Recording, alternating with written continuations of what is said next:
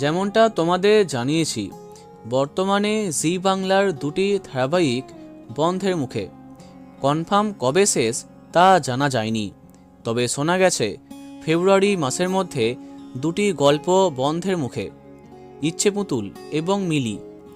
কদিন আগে ইচ্ছে পুতুলের শেষ দিনের শুটিং হবার একটা আপডেট সামনে আসে, তবে পরে জানা যায় শেষ দিনের শ্যুট এখনও হয়নি, তবে শীঘ্রই শেষ হচ্ছে, এটা নাকি কনফার্ম।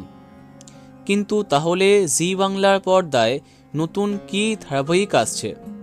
আর এর মধ্যেই টেলিপাড়াতে জানা যাচ্ছে জি বাংলাতে আসছে সুব্রত রায় প্রোডাকশনের একটি ঐতিহাসিক বা পৌরাণিক গল্প, এবং সেই ধারাবাহিকে নায়ক হিসেবে নাকি থাকছেন বিশ্বজিৎ ঘোষ, অর্থাৎ খেলনাবাড়ির ইন্দ্রজিৎ।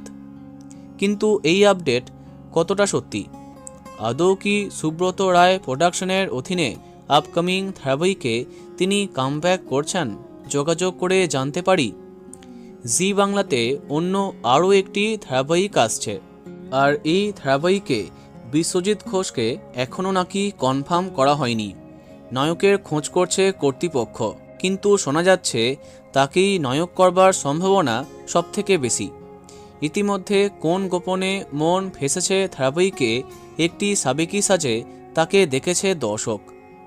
তো বন্ধুরা, কে কে এক্সাইটেড কমেন্টে জানাতে পারো। ভিডিওটি লাইক এবং শেয়ার করো। এই রকম অনেক ভিডিও পেতে সাবস্ক্রাইব করো কারেন্ট পজ। ধন্যবাদ।